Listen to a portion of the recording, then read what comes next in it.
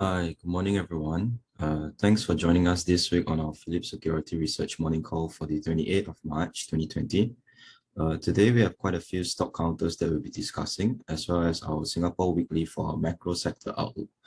Also, do take note that we have a new sign-up link for our 11:15 a.m. weekly market call at the bottom, and this will take effect from the 4th of April, 2022. So, without further ado, I'd like to hand over the time to Jonathan to talk about C Limited. Thank you. Thanks, Sean. Okay, so today I'll be talking a little bit about C Limited with our title of Expanding Global E-Commerce Footprint. So just a brief background on C Limited. It's actually a holding company with subsidiaries operating in digital entertainment, e-commerce, and digital financial services. So you can see this little pictograph on the right, Garena is its digital entertainment business, Shopee is its e-commerce business, and C-Money is its digital financial service. The company was listed on the New York Stock Exchange in October of 2017 and currently has a market cap of around 65 to 70 billion US dollars. So this is just a snapshot of their revenue model. Digital entertainment made up about 43% of total revenues. E-commerce brought in 52%, and digital financial services 5%. In terms of geographies, Southeast Asia is the main contributor, almost 2/3 of total revenues coming from Southeast Asia. Latin American region contributed 18%, and the rest of the world contributed another 18%. In terms of overall revenue, Shopee, or rather C Limited, posted almost $10 billion in revenue for FY21, which was 130% year-on-year growth. However, we do see a little slowdown in this growth, or rather we expect growth to moderate to about 40% over the next couple of years. So just a quick breakdown of each segment and how they generate revenue. So for digital entertainment, most of its revenue comes from its in-house developed game called Free Fire. So how this works is Free Fire kind of operates a freemium model where it's free to download and play, but they do offer a lot of additional services that you can purchase on the app or on the game to kind of enhance your gaming experience. So most of the revenue comes from Free Fire. And then in terms of e-commerce for Shopee, they generate revenue by selling ad placements on their platform. They also take commissions from sales of items on their platform. They also do offer these value-added services for sellers to kind of help assist sellers in marketing and promoting some of their products. And lastly, Shopee also does sell, or rather they do sell wholesale several items that may or may not be listed by other sellers as well. In terms of digital financial services, or C-Money, C-Money basically generates revenue from taking commissions from payment transactions, as well as interest earned from microfinancing loans. So in terms of profitability, sorry, Sean, can you previous slide? Yeah. In terms of profitability, C Limited is actually still posting losses. So they posted about $2 billion net loss for FY21. And we do feel like the path to profitability is still quite a few years away, and definitely not within the next couple of years as of right now. Next slide, please. So we move over to the investment highlights. The first couple of investment highlights are kind of focused more on Shopee. And a big reason for this is because Shopee is contributes more than half of the total revenue to C. Shopee posted about $5.1 billion in revenue for FY21, which was 130% year-on-year growth. And we do feel like this growth is going to slow down a little bit, but we still do project it to grow at a 62% compound annual growth rate over the next couple of years. So still pretty high growth. And this is mainly supported by strong uptake in gross merchandise value and gross orders. So you can see the chart on the bottom right. Quarter-on-quarter performance for GMV and gross orders has just been going up and up. And this is largely because Shopee is very heavily entrenched in the Southeast Asian e-commerce industry or e-commerce market. And this is a market that is currently growing at a pretty fast rate, and we expect to continue growing for quite a number of years. So in terms of Shopee, they're also outpacing their main competitor, Lazada, in terms of growth. So Lazada only had about a 40% year-on-year growth last year compared to Shopee's 130%. Shopee is also consistently ranked at the top of its shopping category in Southeast Asia and Taiwan for monthly active users and total time spent on the platform. What's also interesting is that Shopee is the way its business model works is that they focus a lot on your low ticket items. So it doesn't really go for all your high end goods. It kind of focuses more on your very affordable, very mass market kind of goods, which generates a lot of volume. And so we expect Shopee's revenue to grow more than double by the end of FY23. Like I mentioned earlier, this is because we expected to ride on the fast-growing Southeast Asian e-commerce industry. So for our second investment highlight, we see Shopee's expansion in Brazil showing great potential. What's interesting about Brazil is that it's the world's sixth most populated market, and the strategy that they're employing over there is similar to what they're actually doing in Indonesia and Philippines. In terms of revenue, Shopee Brazil grew 400% year-on-year in the last quarter, so fourth quarter FY21, and is also ranked at the top or near the top of its shopping categories in monthly active users and total time spent and downloads. So in terms of the Latin American region for e-commerce, there is a well-proven profitability model there, where take rates are significantly higher, more than double the take rates in Southeast Asia. So it's about 18 to 20% take rate compared to only 7 to 8% in Southeast Asia. So we think that as Shopee grows larger and larger in Brazil, it could definitely contribute to a quicker profitability timeframe for this e-commerce segment. Next slide, please. So moving on to our third investment thesis, we see the rapid expansion of SeaMoney, which is their digital financial service, as an additional growth driver. So revenue for SeaMoney was about $470 million for FY21, but that's a 673% year-on-year growth compared to FY20. I guess a really big reason for this is because SeaMoney only started expanding sometime in FY20, so it's still really in its infant growth stage, and so we still do expect this segment to grow at quite a fast rate. So like you see at the chart on the top right, we expect it to grow at 112% compound annual growth rate for the next couple of years. So basically, we expect it to double each year. And so this growth is actually supported by an expanding product offering in multiple regions, as well as an increasing user base and increasing payment volumes across the board. So in FY21, SeaMoney contributed about 5% of total revenue, up from about 1% in FY20. And we do expect this trend to continue moving forward, especially as SeaMoney gets bigger and bigger.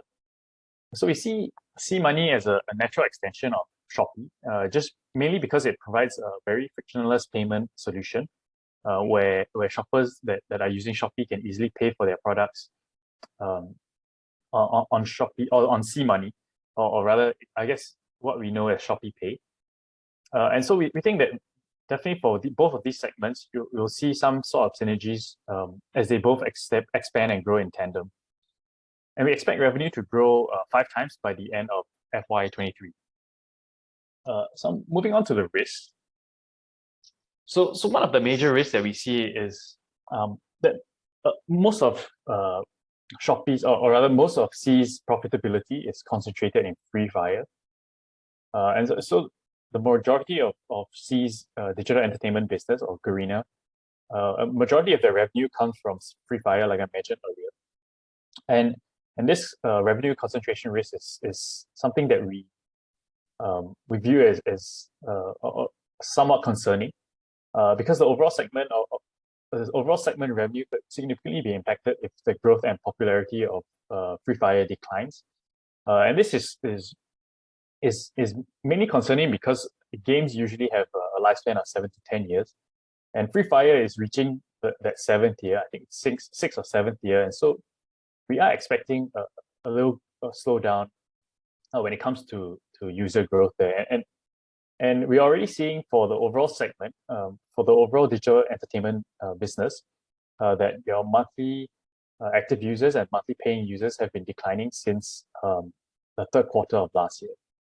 And the reason for this is because they really don't have any other popular game.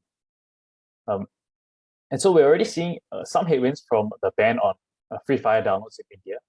So the Indian government actually banned the downloads of Free Fire. One of the reasons why they did it was because they to do with some sort of geopolitical issues where they basically said that C is or rather Garena is feeding information or data to the Chinese government. So we do forecast the Garena's revenue to contract by about 12% year on year for this coming year, and these are definitely due to several headwinds like the ban on Free Fire, as well as a moderation in online activity and user growth, especially as the world begins to kind of open up and people are not kind of confined to their homes, and so just by nature of that, they're going to spend less and less time gaming. So moving on to our second risk, C actually relies quite heavily on equity markets for funding. And this is mainly done through convertible notes and the issuance of shares. So far, they've raised almost $10 billion US. And we think that poor conditions in the equity market could impact its ability to raise funds in the future. So below, it's just a quick chart on, or rather, it's a summary of the outstanding notes that the outstanding convertible notes that C has. So for the 2023 and 2024 notes, most of these have already been converted. And obviously a big reason why is because the conversion price is so much lower than the share price. Whereas for the 2025 and 2026 notes, which were issued in May of 2020 and September of 2021, they still have quite a number of outstanding notes, outstanding principal amount for these notes, especially the 2026 notes that were issued in September last year, which also happens to be the largest a tranche of notes that they issued at $2.5 billion US. Even though the coupon rate is really low, like it's almost free at 0.25%. Currently, the stock price is about $116, so it's about 4 times less than the agreed conversion price, which basically means that if your stock price doesn't reach $477 in 5 years or 4 years now, C would have to pay off the principal amount plus the additional interest payments agreed upon. Even though this isn't a big deal because they're quite strong in terms of cash flow, it definitely will be a big change for C because all their previous notes were basically fully converted, and what this means is that they never had to pay back any of the principal amount. And this is also not the best for investors because as more and more shares get converted, it dilutes the outstanding share base. So moving on to our final risk, there's actually really tough competition in a very saturated e-commerce market, especially where Shopee operates. Most of the markets that they operate in have up to 30 players, and there's also a lot of tough competition from other larger, well-funded kind of e-commerce companies. And so in line with C's plan to increase its take rate for Shopee and reduce cash burn, it's definitely not going to play well in terms of user growth, because essentially what they're doing is they're going to be taking more money from from sellers, and reducing cash burn in terms of customer incentives. So you're basically telling the sellers that they're going to make less money, and the users that they have less discounts. At the same time, they're going to keep trying on acquiring new customers. So we think this is definitely one of the risks that should be taken into account as well, especially because there's quite a big focus on this company turning profitable. When is it going to be profitable? And it can't keep burning cash on incentives while it's trying to be profitable. It's just counterintuitive in that sense. So now we'll move on to the valuation on the next slide. So we initiate coverage with a buy rating and a target price of $196 US, with a WACC of 6.9% and a terminal growth rate of 4%.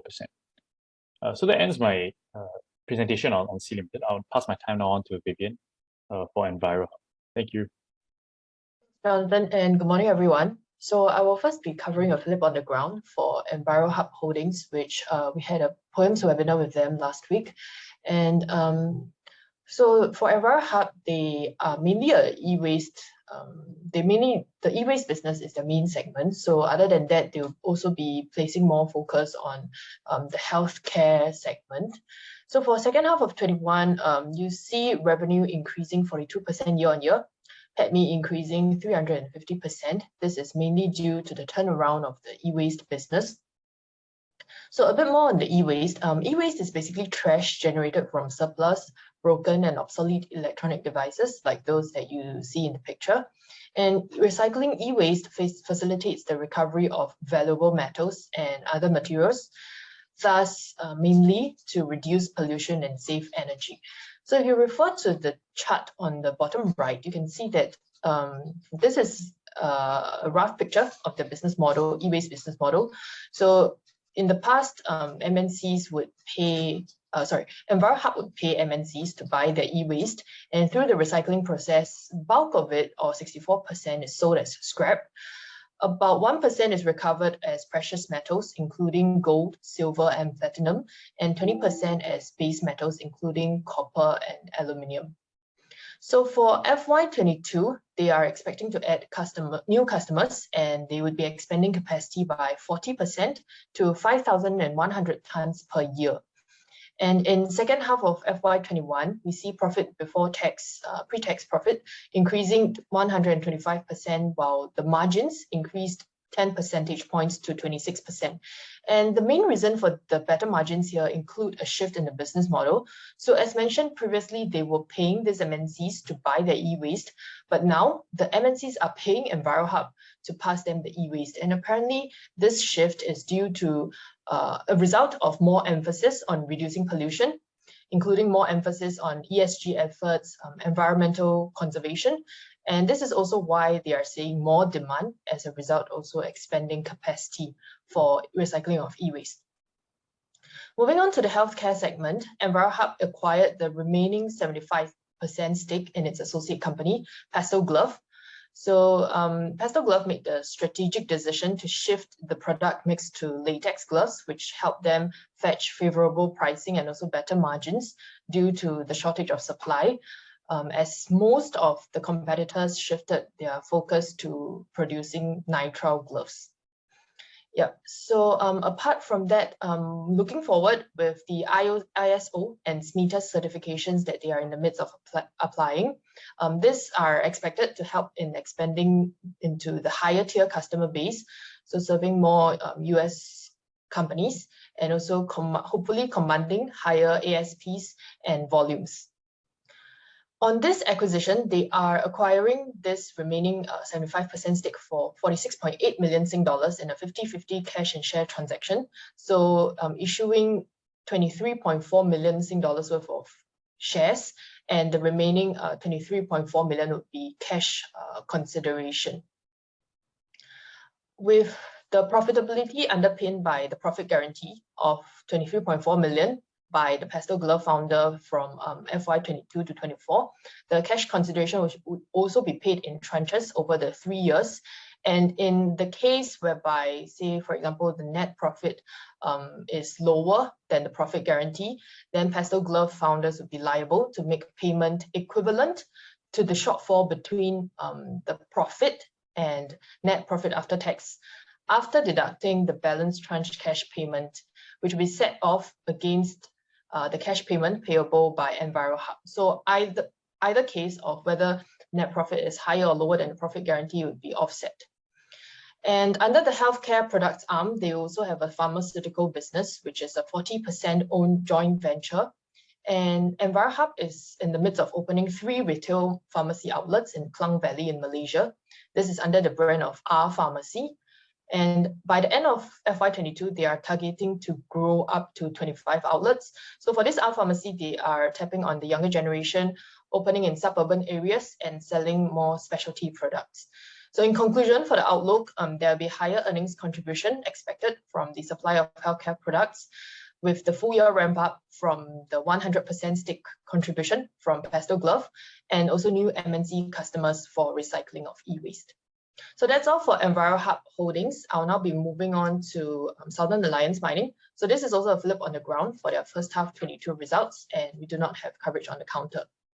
So for Southern Alliance Mining, they are an iron ore producer in Malaysia, involved in the exploration, mining, and processing, and also sale of iron ore. We do cover their close peer, which is Fortress Minerals, and to differentiate between these two companies, Fortress Minerals only sells iron ore concentrate, while if you refer to the results summary table on the top right, Southern Alliance sells, other than iron ore concentrate, they also sell pipe coating materials. This is mainly catering into the oil and gas industry, and also iron ore tailings, which are basically a waste product produced in the process of producing iron ore concentrate. So for first half 22, ending January 2022, we saw lower revenue, which dipped 35% year on year, mainly due to the lower volumes of iron ore concentrate sold. And this was due to the intense overburden removal activities, resulting in lower volume of ore extraction. While if we refer to the ASPs, they remained resilient, so only increased by 2% year on year. And a bit more on this overburden removal activities, if you refer to the chart on the bottom right, this shows how the stripping ratios have varied between first half 21 and first half 22. So the stripping ratio here refers to the ratio between the waste that you have to remove to unearth the actual ore to be extracted. So the life of mine stripping ratio is 6.78, which means that for for a million ton of ore extracted, you have to remove 6.78 million tons of waste. And this stripping ratio is quite important from especially from the accounting perspective, because it's a long-term kind of, it is fixed in the formally approved long-term plan for the mine. So it doesn't say change like between year 1 and year 2, it remains constant throughout the life of the mine. So you can also see from the chart that the stripping ratio increased from 2.78 to 14.11 in first half 22. So for the 3.95 million tons of waste removed, they only extracted 280,000 tons of iron ore. So basically, this means that so for the stripping ratio, the life of mine stripping ratio from the accounting perspective, if the stripping ratio in the half year, which is 14.11, is greater than the life of mine stripping ratio, the amount of the excess will be capitalized as a production stripping asset and subsequently amortized using the units of production method. And this basically works like an intangible asset, as for the miner, if you are basically doing advanced works to unearth more ore, which would be a source of future revenue. So in view of this intense overburden removal works, they also boosted production of iron ore concentrate by purchasing good quality ore, so doing the processing. And referring to the chart on the bottom left, iron ore prices have also remained resilient, and also is expected to remain resilient due to the infrastructure-led economic recovery plan. Lastly, for Southern Alliance, they are also diversifying into gold mining operations through a joint venture agreement. And in January this year, they received the exploration approval to carry out exploration works. But this is in the, of course, in the very preliminary stages. So that's all for Southern Alliance. I will now be passing the time on to Terence for the Place Holdings. Yeah, thanks, Vivian. We attended the briefing by the Place Holdings, and this is Phillip on the ground. Do take note that we have no rating on the Place Holdings. The Place Holdings is listed on the main board of the Singapore Exchange. It has a primary focus on integrating traditional businesses and new growth opportunities in the digital economy.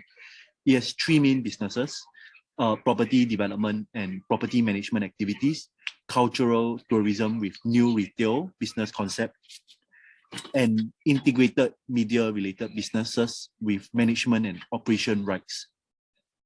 Some of their recent corporate developments, they recently launched two property development projects. They will be looking to launch two property development projects in Singapore this year. One is a freehold property located at 15 Angkor Street in the CBD area. It has a 11,000 square feet and a plot ratio of 5.6, with a max height of 35 stories. Located within the Anson precinct, it is entitled to a bonus plot ratio of 25 to 30% if there is a change of use under the CBD incentive scheme initiated by URA in 2019. The other development is a new mixed development project in which it owns a 20% stake. The other 80% stake is owned by MCC Land, which is this other development is located next to Tanah Merah MRT station, and it is a mixed development site with an site area of 8,800 square meters, which can potentially yield 265 condo units and 2,000 square meters of commercial space. The other recent corporate developments is the acquisition of IP rights of design patent and certain trademarks that are used for the operations and management of the sky screen and real estate properties associated with the property landmark, the Place in Beijing. This will allow them to generate recurring income from the operation of the sky screen. There are also various opportunities to leverage on the IP rights and technological features of Shimao Tianjin sky screen to develop new business propositions, and management shared that these are related to the digital economy, such as gamifications, NFTs, and metaverse, which will create potential new revenue streams for the group. So that's all from me for the Place Holdings. I'll now hand over the time to Natalie on MCT. Thank you, Terence. Good morning, everyone. So this is Phillip on the ground on the revised scheme for the proposed merger between MCT and MNACT. Next slide, please. So just a reminder, we do not have coverage on both MCT and MNACT. Okay, and this revised scheme was actually announced last Monday, and it is an inclusion of an cash-only option, which is option number 3. If you look at the picture on the right-hand side, option number 3 is dotted out, or rather it's boxed out in green. So option 1 is a scrip-only consideration. Option 2 is cash and scrip, and option 3 is cash only, which is the new scheme, or rather new option. And under all 3 of these options, the implied consideration is 1.1949. So it's $1.1949. Okay. Okay, and assuming, so for the third option, if unit holders of MNACT do not indicate their preference, that will be the default option.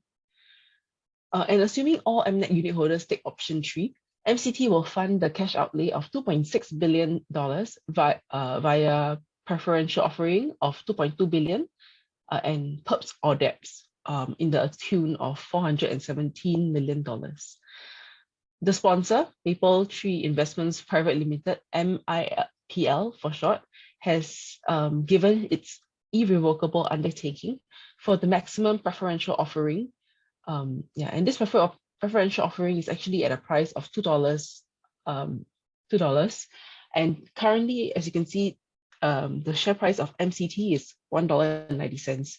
So most rational or logical MCT unit holders will not be applying for their share of this preferential offering, meaning to say that the cash outlay will likely be completely borne by the sponsor.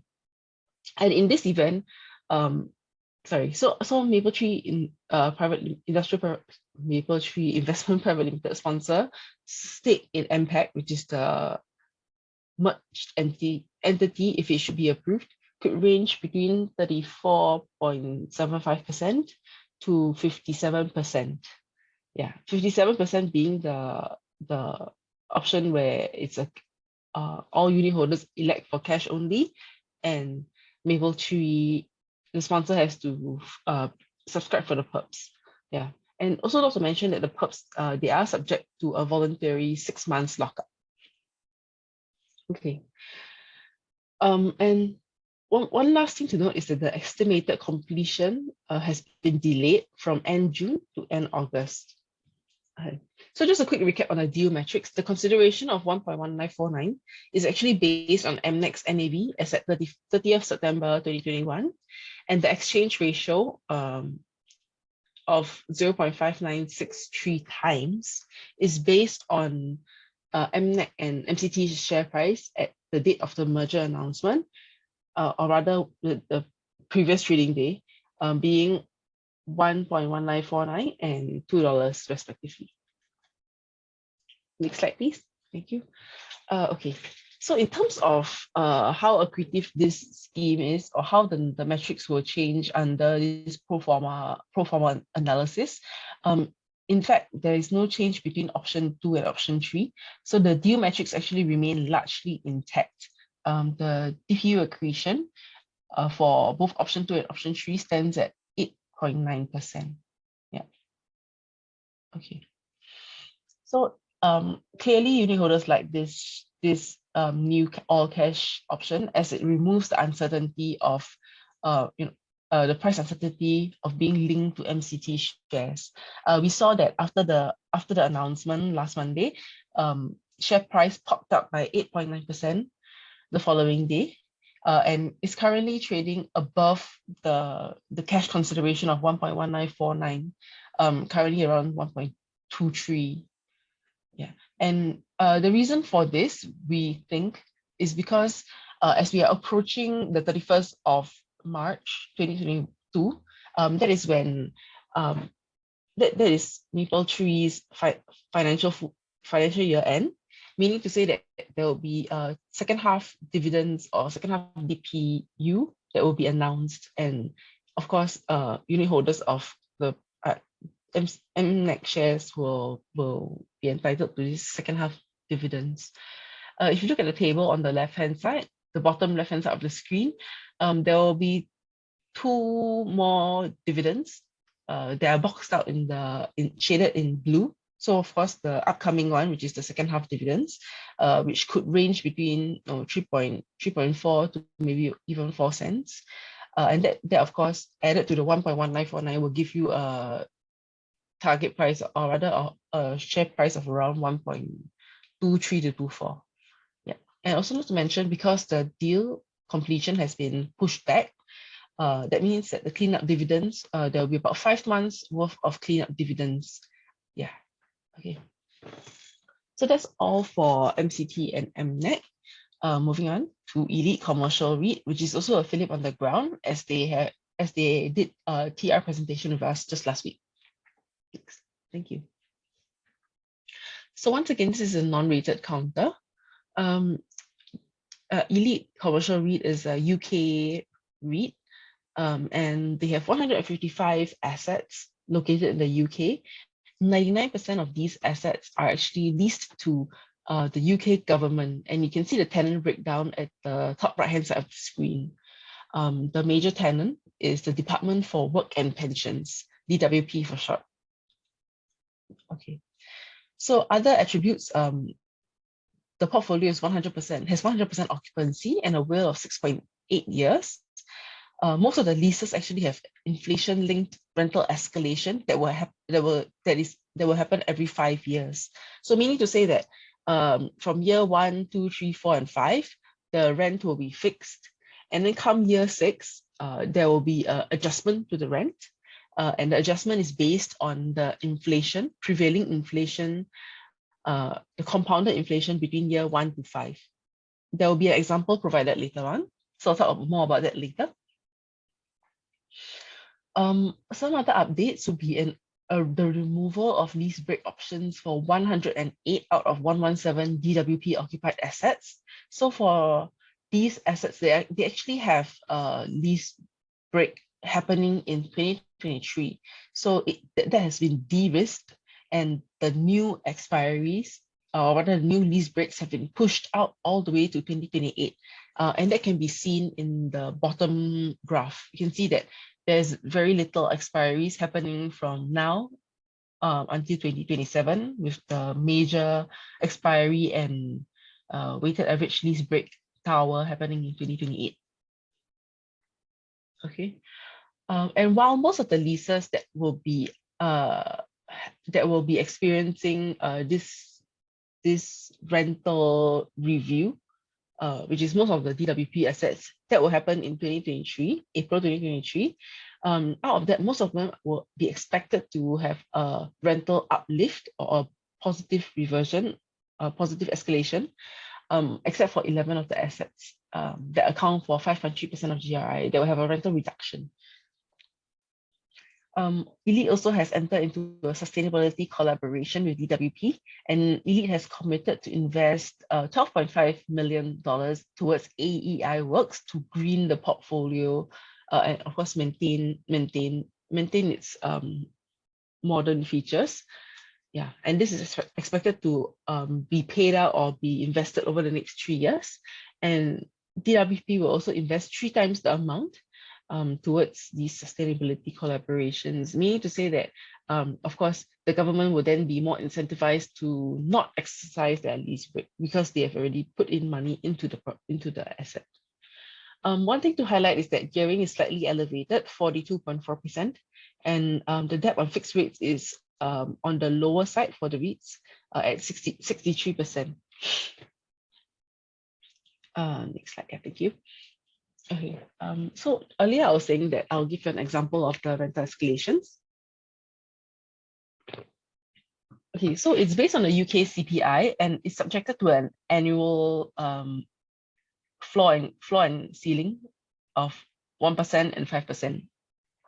So meaning to say, if in 1 year, the minimum, if let's say inflation was 0.5%, the amount that will be registered to come into the escalation calculations would be 1%.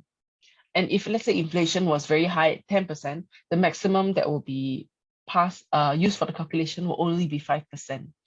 Okay. So for illustrative purposes, for the 5 years, we're looking at 2018 all the way to 2022, with the rental escalation coming in 2023. And just using the example, you can see that the rental escalation, or rather the inflation amount used in the calculations, are 2.5%, 1.8%, 1% because of the floor in 2020, 2.6%, and then 5% for FY22, even though the forecasted inflation is expected to come in at 5.8%. Yeah, so that's because there's a ceiling to it. And that means that using this example, the rental escalation or the rental uplift that we will see in FY23 is 13%. Yeah, and then that rent will be carried on for the next 5 years before the same process happens again. So just a little bit about the major tenant, which is DWP, and it's UK's largest public service department. So while for retail malls, we look at footfall, we look at tenant sales. In this case, for Elite, we look at the number of claimants, basically the UK residents that are actually making claims for unemployment, for pension services, etc. Disability, yeah. So you can see that in the graph, since the pandemic, that number has spiked for the claimant count as well as the alternative claimant count. While it has come down in November, or rather in 2021, it has come down slightly. It still remains above pre-pandemic levels. In FY20 and 21, there were 23 million claimants and 212 billion pounds spent in benefits. And the number forecasted or planned for FY 21-22 is also similar, 218 billion. For DWP, they have the assets are used for two kinds of services. Front of house, which actually accounts for 86% of the usage, which is used for job plus centers, basically like coaching for the unemployed to skills for them to get employed or reskill, collection of unemployment benefits, etc. Pension services, child maintenance services, disability services, also like medical exams for the disabled, and also training programs for them to be employed members of the society.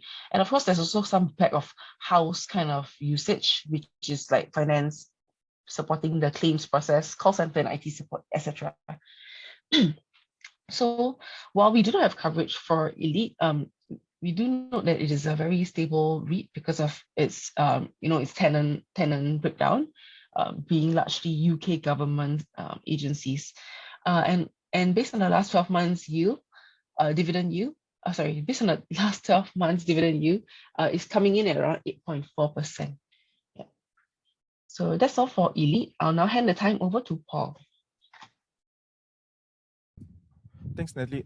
We just run through some quick macro, then run through the Olam Phillip on the ground. So for Singapore, we had some industrial production numbers. So manufacturing activity in Singapore remains robust. So February is up 17, but if you remove the festive effect, then you do a year-to-date February, then it's still 10%. So you still see robust manufacturing data, especially in electronics and also in semiconductor clusters for Singapore. We had our inflation numbers, and the good thing is at least is within the MAS forecast of 2 to 3%. From the US, there was some key points made by Jerome Powell, Fed chairman, from his NEBE speech. So what he said was that soft landing is possible historically. So the worry has been whenever the Fed starts to raise rates or there's a hiking cycle, recessions tend to develop in the end. But he says that not all situations is such. We'll have a chart later. The other thing is that he also mentioned that he's willing to raise more than 25 basis points if appropriate. As a result of this, the market is now factoring in a 50 basis point hike in the next upcoming May meeting. May Fed meeting.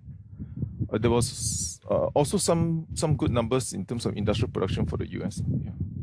Yeah. In terms of the German, in terms of data points, from the EU, because the invasion only started in February 24, so February 24th, so everyone will be focused on the March data, and so far it's been weak. So this is a widely followed manufacturing data out from Germany. It's called the IFO expectation. So that kind of plunged back down from 98 to 85. So it's probably the worst since pandemic. But what we've seen is also a lot of European countries are starting to conduct fiscal stimulus. We see it in the UK, and we also see it in Germany to offset some of the higher fuel costs. Tactically, we still like the reopening plays, the transport, entertainment, retail, REIT, and so forth. Most negatively impacted if borders open fully and social restrictions are removed. The worst hit should be healthcare and also groceries. The interest rate cycle is still intact. And now, like we mentioned, there's going to be a pricing in a 50 basis point hike in May and even in June. For this week, some of the events that's coming up will be a lot of the Chinese banks are reporting results for this week. In terms of our own events, it will be Sabada REIT and also AIMS APAC REIT presentation. So if you do have time, feel free to register. On the 9th of April, we'll have our usual quarterly strategy presentation. And on the 14th will be the usual, our US team big tech strategy presentation. Next slide. Okay, so in terms of the recovery names, so you can group them to many types. There's air transport, land transport. So this chart here is just to show you how has the performance of the recovery or reopening stocks compared to pre-pandemic levels. I mean, you can use any date, but for us, we just use 31st December just as a reference point. So from that, you can see the worst hit would be the entertainment names. I mean, the small cap like Unusual for live entertainment and MM2 for cinemas. Then you notice this very unusual number for SIA. So this is very debatable whether the number is correct, because SIA's the market cap now is based on 2 billion shares, but if you take into account the mandatory convertible bonds, another 3 billion shares, that's how I got this number. So it's just a theoretical number. But because we are assuming that SIA won't be able to convert their mandatory convertible bonds, which is about 6 billion, so unlikely they're going to convert. So by 2030, if you assume all these bonds convert to shares, so the number of shares in SIA will jump from 2 billion to 5 billion. So it's more than doubling. So we're just factoring that number, I mean, just for illustration. Then, of course, the other ways to play can be the Orchard Malls, the MICE events, Suntec, and also F&B. We won't put telcos. Telcos are also probably less known, but because of the roaming revenue, roaming, which is basically the revenue when their customers maybe roam to Malaysia, especially, or China, roaming can be as much as 25 to 30% of profits, because roaming is a pure profit number. Although it's 20% of mobile revenue, but all of it is pure profit because there's really no cost when it comes to roaming. When a tourist comes into Singapore, there's no cost. There's a lot of this cross-border agreements, and likewise, when a StarHub customer goes to Malaysia, there's also pure profit for StarHub because, like I said, there's no cost for them. Next slide. Okay, this one will be complicated, but I'm just running it through because the worry is that if you look at the numbers 1, 2, 3, this is basically the blue line is the Fed hikes. So whenever the Fed starts to hike, you notice there's a shaded part. So there's always a worry that when the Fed hikes, you eventually lead to a recession. But if you study closer, it is not exactly the case. So if you look at the last 6 hikes, that means now number 7, sorry, it's very complicated, from number 7 to number 12. Number 7, you can see there was, when the rate hike, you will notice there was no recession. Likewise for number 9. And the last few times, it's debatable whether it was the Fed that caused the recession. Because like number 8 was due to Iraq war, then number 10, the recession was very minuscule, it was only like minus 0.1 percentage points. So you, in a way, you could say that out of the last 6 hiking cycles, 2 were soft landing. That means the economy still grow, even though the Fed started to hike interest rates. And the 3 other factors it may not actually be due to the Fed. I mean, it could be due to Iraq war. Or some of it is COVID-19. So I'm not sure whether you can attribute that to the Fed hikes causing the recession. Next slide. Okay, this is just for reference. The hospitalization in Singapore is actually the lowest in almost 2 months, which is the red line. Next slide. Okay, we also just wanted to have a quick look at how all producers are responding to the higher price. And the bad news is that they're really not responding. So they're not really ramping up CapEx. So if you look at the table on the left, so this is the CapEx, planned CapEx by all the oil majors, the BP, Shell, CNOOC, and so forth, Total and all that. So if you combine all their CapEx, you notice that 2022, it's still very low, off the lows of 2021, of course. But even in 2023, you're only back to pre-pandemic levels. So it seems that the oil majors could be renewable concerns, could be they're using the money for buybacks or dividends. They are not responding as in the past. You can see that 2013, 2014. And the table on the right is just to show you that even though prices are up, the rigs in the US, of course, they're mainly in the Permian Basin, but the rigs in the US, they're mainly just not even, they're still below pre-pandemic levels. So you're not getting that huge supply response yet.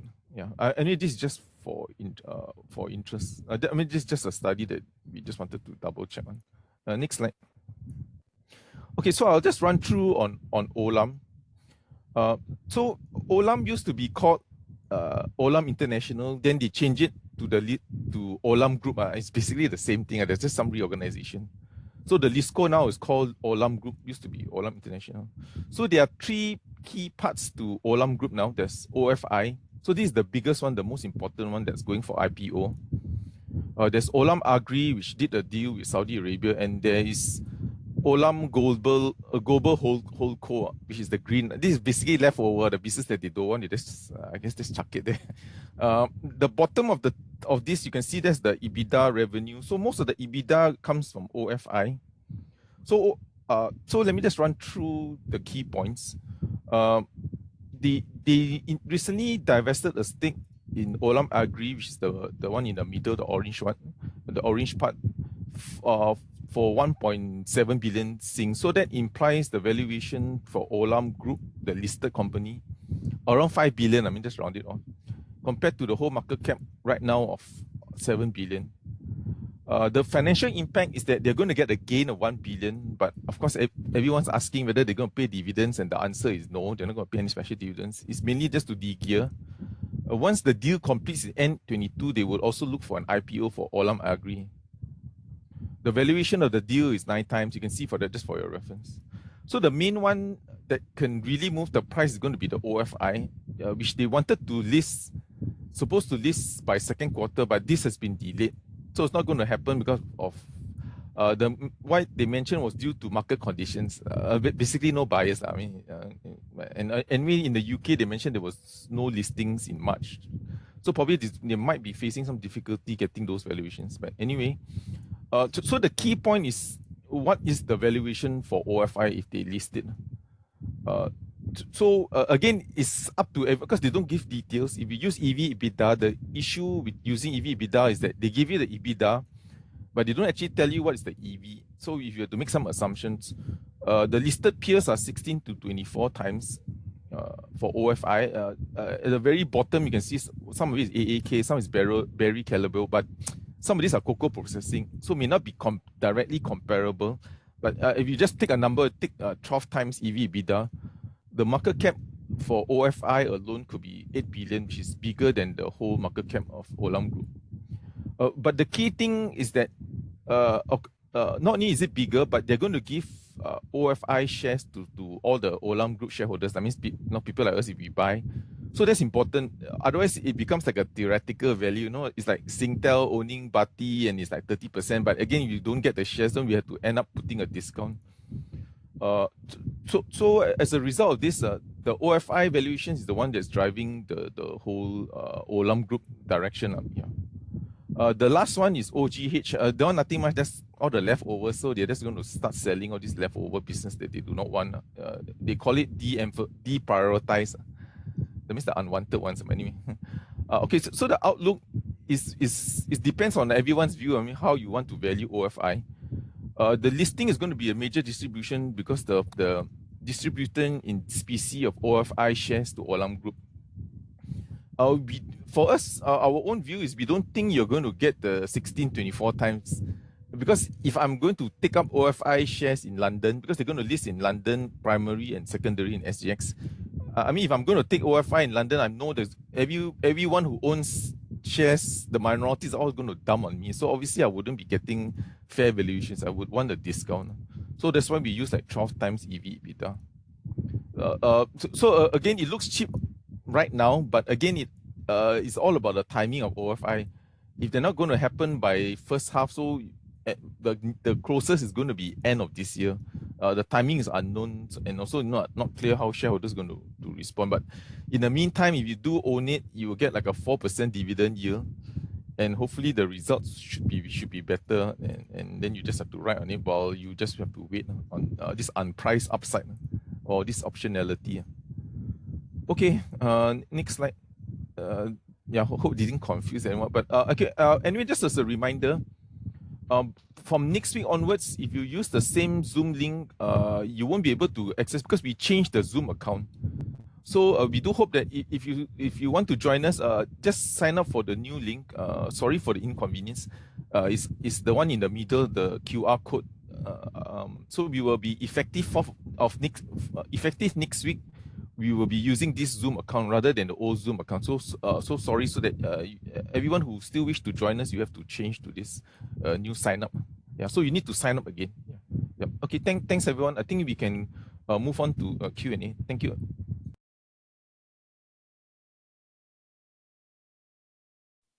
Okay. Let me take a few questions. There's a question here. C Limited is an ADR stock. Give your view on it being delisted in the US. What is the competition like in Latin America? You gave a buy rating, and with its risk that you presented, is it worth to invest? So yeah, C is actually an ADR stock, but I guess the risk of it being delisted is very low, given that it's headquartered in Singapore. It's not like a Chinese stock listed on the US, listed in the US. So if you ask whether it's worth to invest, I guess you have to look at C as another growth company.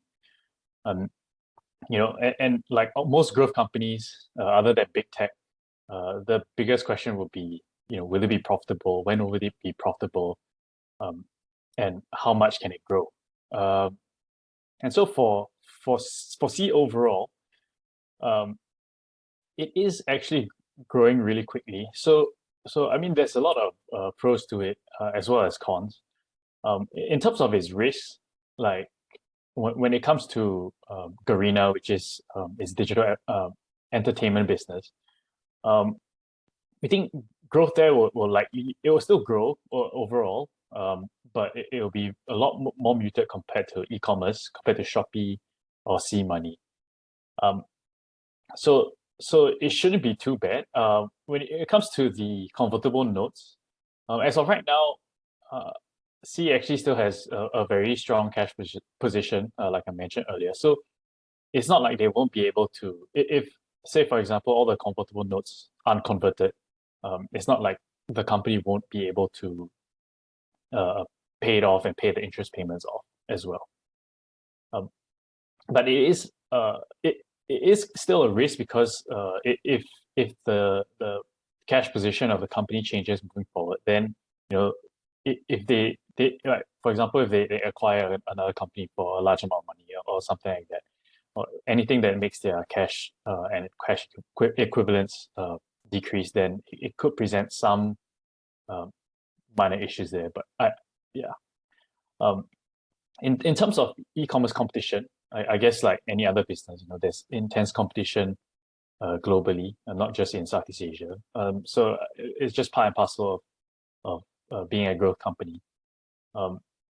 Fortunately, management has a pretty clear a view on what they want to do. They have a very clear strategy on what they want to accomplish moving forward.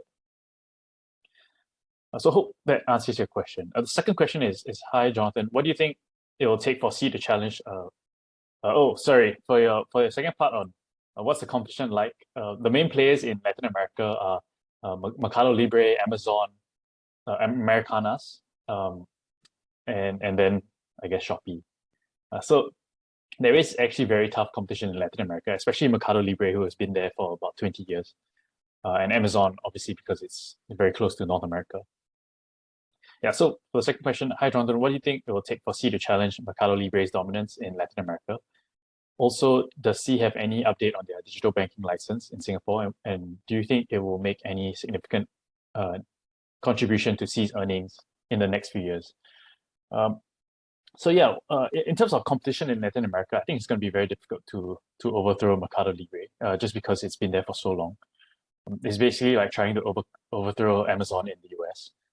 But the way that C is kind of approaching it is that they are really only in Brazil right now. They do have some satellite offices and websites in other parts of Latin America, like Mexico, Colombia, but their main focus is actually on Brazil, and this is one of the reasons why they are focusing only on Brazil right now. It's because they're trying to replicate the strategy that they had in Indonesia.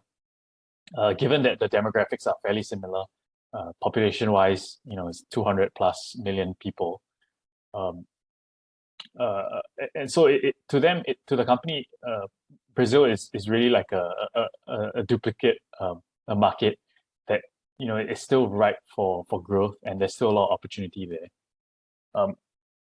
if the C is not really trying to compete and take away. They're not trying to topple Mercado Libre and the other and Amazon. The really large players over there. They're just trying to get their foot in and grow their business as best as they can.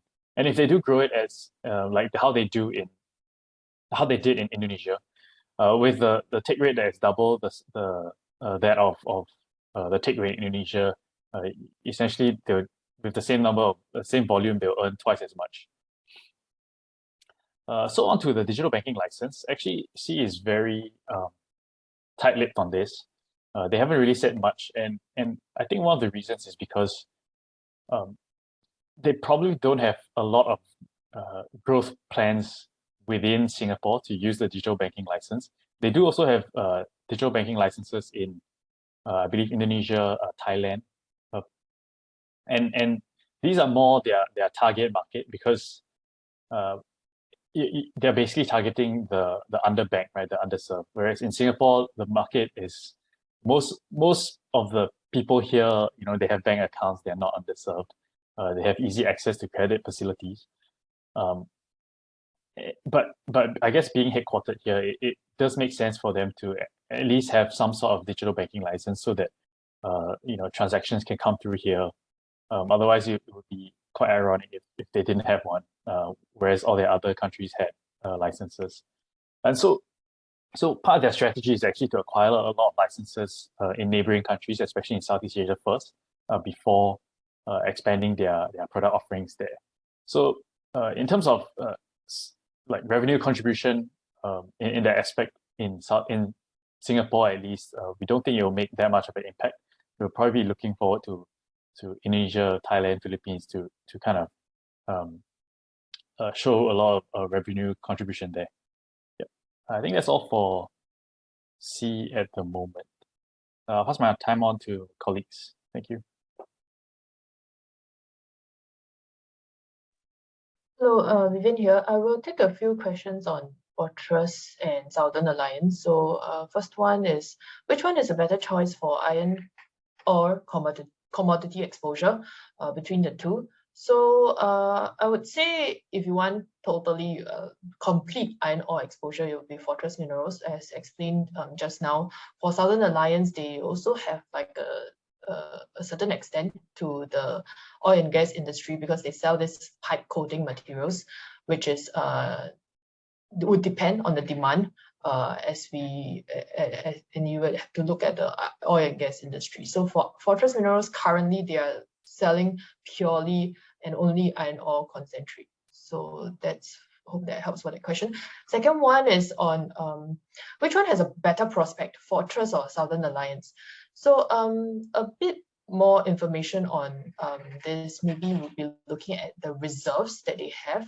Reserves here meaning that they are economically viable reserves. So for Fortress, out of the 500 plus hectares that they have in the Bukit Besi mine, only about 5% explored, and they have 5.78 million tons of reserves, whereas for Southern Alliance, the main mine, which is the Cha'a mine, is already around, I think, 30% explored with 200 plus hectares. So the size of the mine is about half of that of the Bukit Besi mine, and it has around 5.26 million tons of reserves.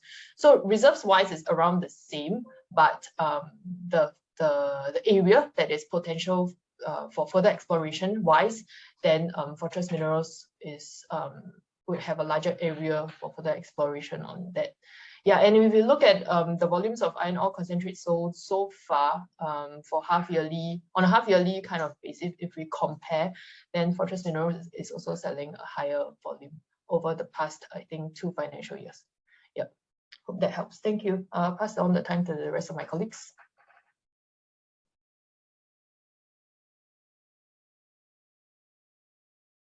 Hi, good morning, everyone. I'll answer some questions. First question is any updates on Manulife REIT and FCT? So for both Manulife REIT and FCT, I think there's a common theme here, which is reopening. So for Manulife, there's a lot of talk about back to office and of course a pickup in the leasing in the US. In terms of return to office, I think currently the percentage of physical occupancy, meaning the percentage of tenants that are actually in the building, has steadily increased. From when we started off in January, it was about 25%. Right now, well, yeah, sorry. As of January 2020. I'm a bit off, sorry. Sorry. As of January 2022, the current percentage of tenants that are in the office is about 25%. Yeah, and so of course that's expected to increase. Manulife has their own, or rather JLL has their own projections. So they expect it to increase up to around 60% by the end of 2023. And of course, return to office does have its own has its own benefits, because that means that as more people come back to the office, then they have a better sense of how much space they need or do not need, or the kind of reconfigurations that they would like, meaning maybe more communal space, more meeting rooms, etc. And then they can progress on with their lease negotiations and of course renew their leases, etc. So that's for Manulife.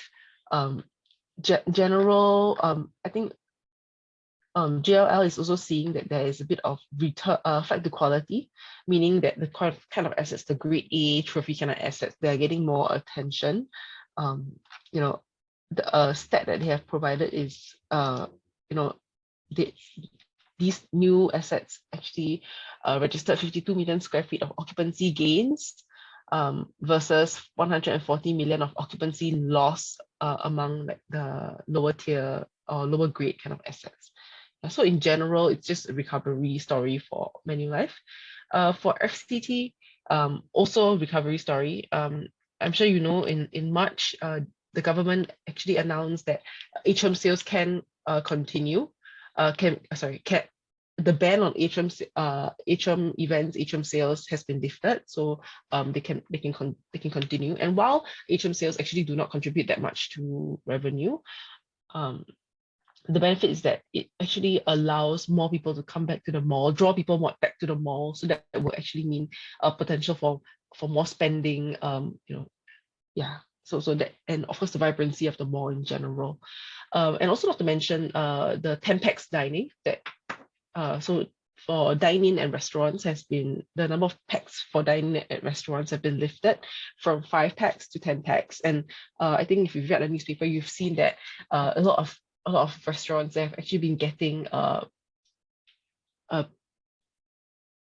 forward bookings for larger group kind of dining situations, and of course that's also good for the retail malls. So that's what I have for Manulife and FCT. I'll take some other questions.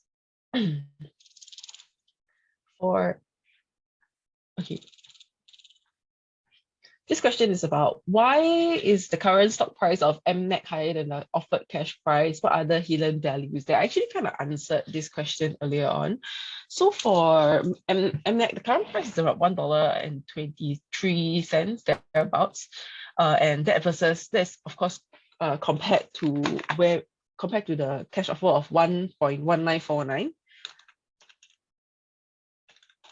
So that's about 3.5 cents higher than the consideration. And the reason I gave, or rather we speculated the reason for this, is because as we approach 31st of March, which is the financial year end of Mapletree, then we're expecting a dividend announcement. And based on the first half dividend was about 3.4 cents.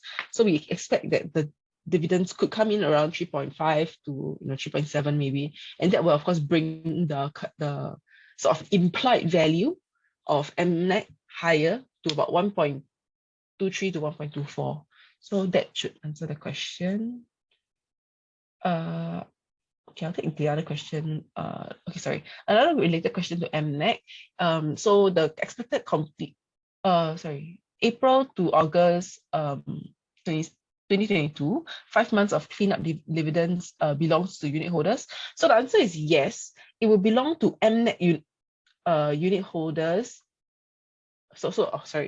MNACT cleanup dividends will belong to MNACT unit holders, provided, of course, you hold the units all the way up to the time where the merger is sort of completed, then you'll be entitled it. So if let's say it happens, the completion happens in August, but you sell today, then obviously you will not be entitled to the dividends. Yeah. So I think that should answer the question. Okay.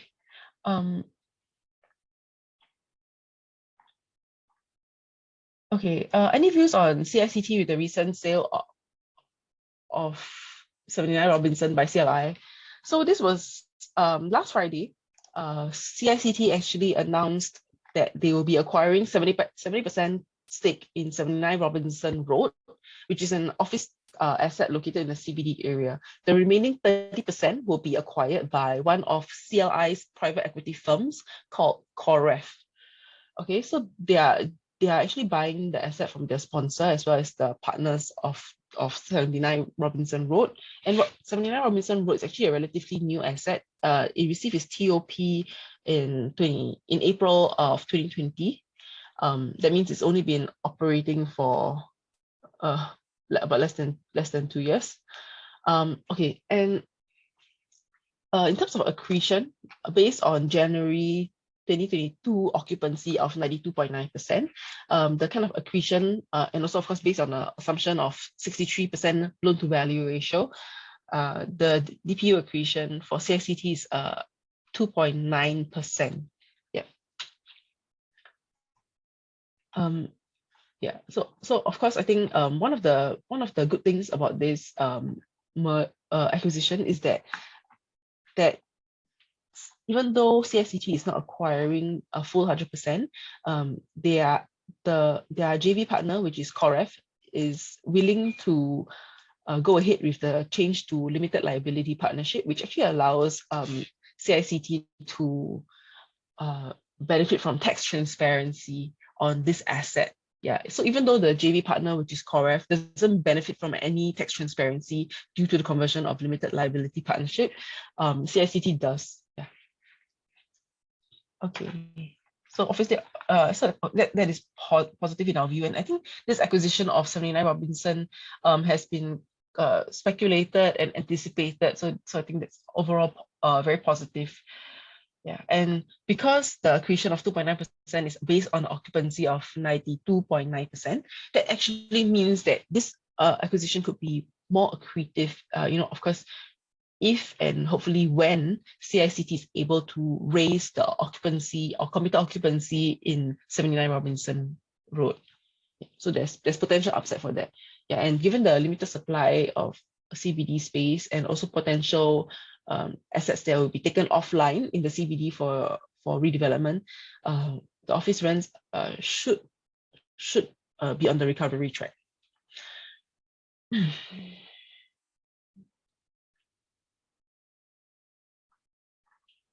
Okay, next question, also regarding Mapletree MNACT. Do you think that it's worth for MNACT unit holders to sit through the completion of MCT and MNACT merger and receive cleanup dividends in August compared to selling the shares now in the open market, since the price is already higher than 1949? So as I mentioned earlier, I think the reason why the share price is higher than 1.1949 is because we are technically almost very, very near, just a few days shy of 31st March, which actually means that the accrued dividend, so to speak, most of it has already been accrued to the MNACT unit holders, and technically that's the reason why that's the reason why it's trading at above the consideration. Yeah. And whether or not you should hold it all the way until the merger, I think you can look at it as, well, if you do hold it to the end of the merger, you'll be getting another almost 5 months worth of dividends, cleanup dividends. And I think if you would like to sell it, then hopefully you found another investment that is worth giving up this sort of free dividends. Yeah, and so at least it's a cost benefit analysis. Yeah. Thank you. Another question based on Tasin.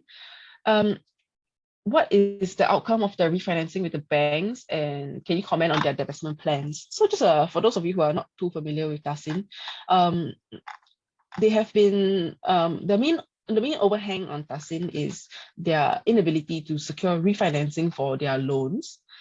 So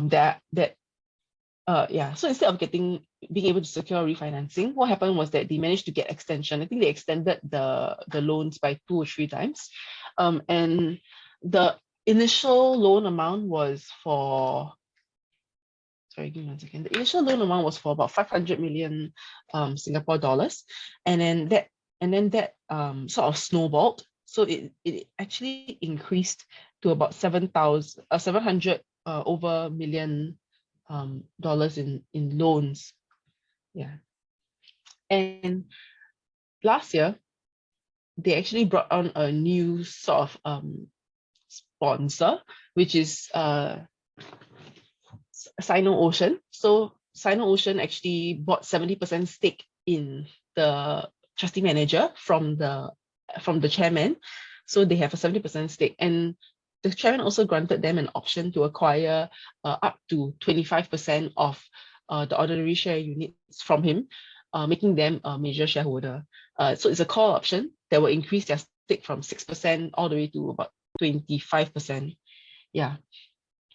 And that of course has a 1-year validity that has to be exercised before November 2022. So as we stand right now, there has been no exercise of this call option on the ordinary units, and Sino-Ocean owns 70% of the trustee manager. So the idea is that Sino-Ocean will be like a new sponsor and could potentially inject new units, or given that it is owned by two life insurance companies in China, that could potentially maybe help Dasin with the refinancing negotiations, or in the worst case scenario, perhaps intercompany loans. However, instead of proceeding or trying to help refinance some of Dasin's loans, what happened is that they actually, just last week, they actually announced that they will be joining a buyout firm and trying to acquire 2 of Dasin's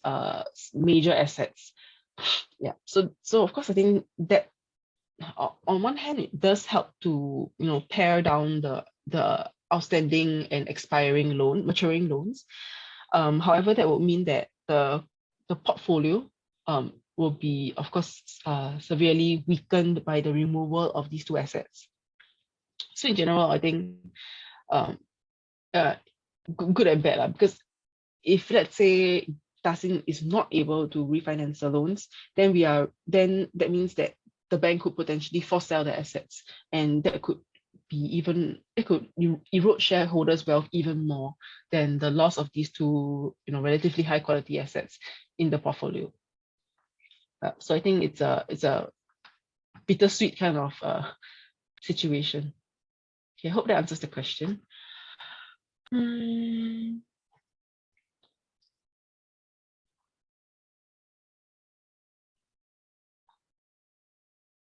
There's another question here. What is the impact of capital investments price on the divestment of CBD property, please? We haven't actually looked at did the numbers for this, but just very broadly, overall, this asset has not been full, like it is being sold out of CLI's books, but what happens is that it's been converted to funds under management. So actually CLI will benefit from sort of passive income, because they will be generating property management fees and funds under management fees. So in a way, this is actually very much in line with what CLI is trying to do, which is trying to be less balance sheet heavy and be more, generate more recurring income. And of course, recurring income is supposed to be more stable. Overall, this fits within CLI's divestment plans and plans for growth. Their growth being, trying to grow the funds under management from about, I think right now they're about 78 billion to 100 billion over the next 2 years. Yeah, so overall, I think this should be a positive thing for CLI. Yeah. And I think there are some valuation gains as well for CLI.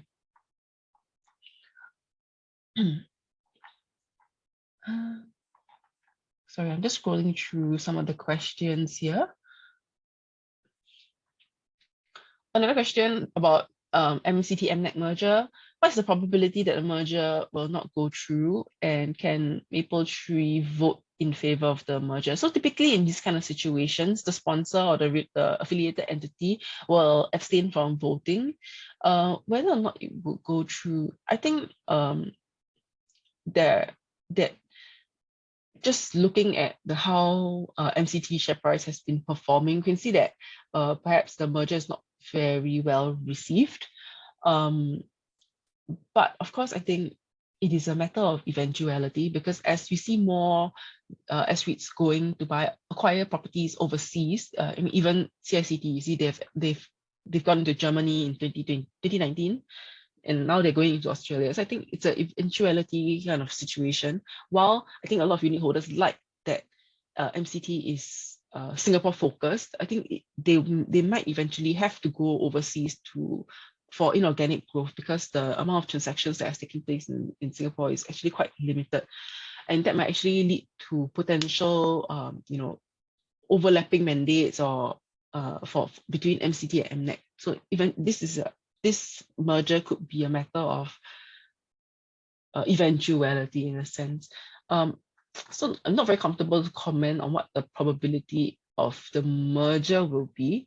I think on MNACT side, there will not be much of a pushback, but I think you have to look at MCT share price more closely to get a sense of how unit holders are actually feeling about the merger.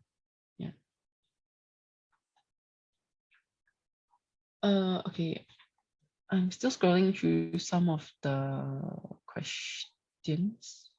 Okay, wait, I'll need to check on some of the questions. I'll pass the time back to the rest of my colleagues first while I double check the numbers.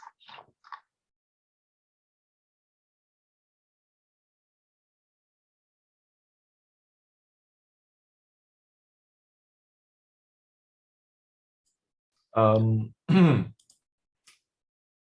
just take the one question about the banks in the chat. So Patricia asked, is the bank's shares still a buy? Yes, I would say so. I think there are three main reasons why. I think the first one everyone knows would be the upside from the higher rates. So, with the increasing rates, the banks can benefit from their NIMs as well as their net interest income. And secondly, the banks also have forecasted similar loan growth as compared to 2021. So all the banks, I think they are now forecasting mid to high single digit. And I think it's quite possible that they'll meet that. So this will also increase their net interest income. And thirdly, actually 4 points. So thirdly, I would say with the reopening, they could see an increase in their fee income because of the maybe more expenditure. So their credit card portion of their income could increase. And lastly, it's also a benign provisioning cycle, and all the banks have sort of forecasted lower credit costs as compared to 2021, with DBS actually going even below their pre-pandemic credit costs. So I think that's answering that question. There's one question about iFAST as well. However, we don't cover that, so it's a bit hard for me to say anything about that. There's one more question. Sorry, let me scroll through. One more question saying that I'm thinking of buying Singapore banks, wondering if it's too late for growth. So I think I just explained that with the 4 points. Okay, I think that's all I have for me. I'll hand it over to my colleagues. Thank you.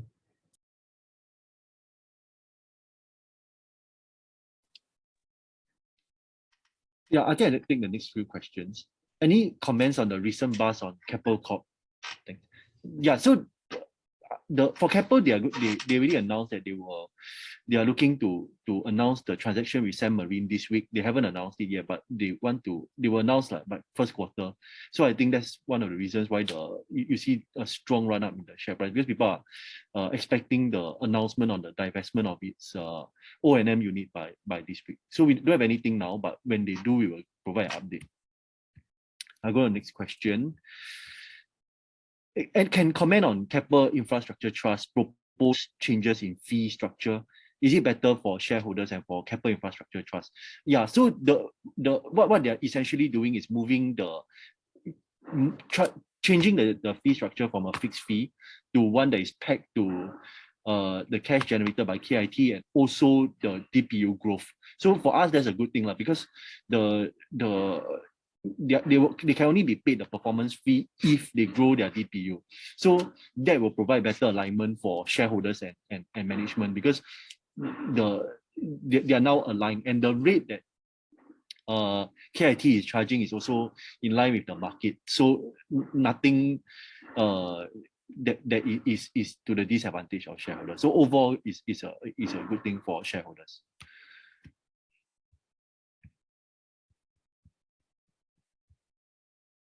I'll take the next one. Hi Terence, a question on Keppel.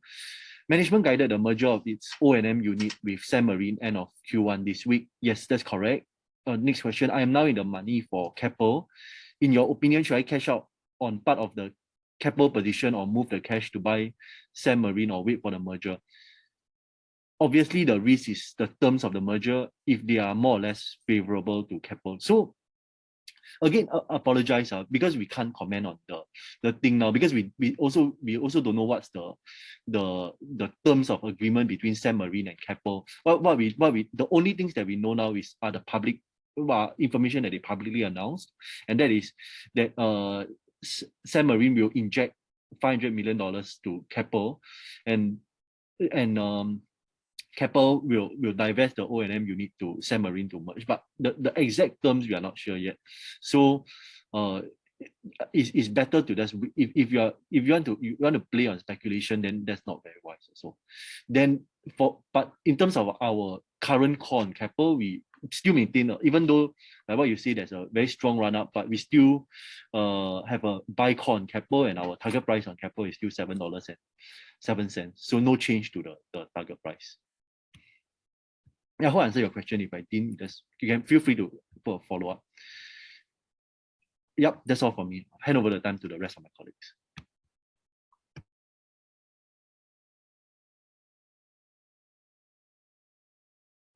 Hi, it's me again. Okay. Yeah, you go ahead, Natalie. Yeah. Can you turn on your camera, or you got issues?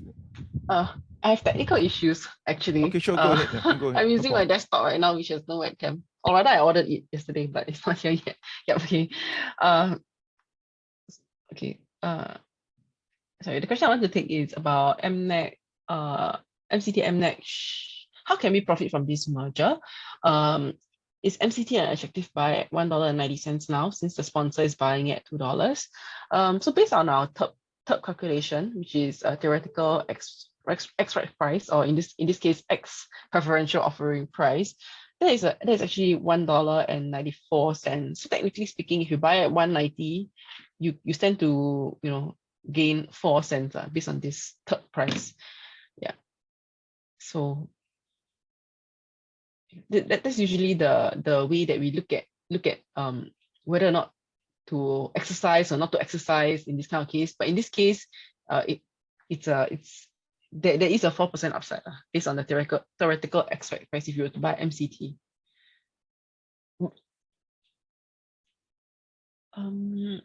Another question: do you think that investors are looking for high-end stable yield, such as elite commercial REIT, and would that be a better buy compared to Prime and Manulife? I think investors want it all. They want like high yield, they want it to be stable. They also want a potential for growth, DPU growth, be it through positive rental reversions or be it through inorganic growth.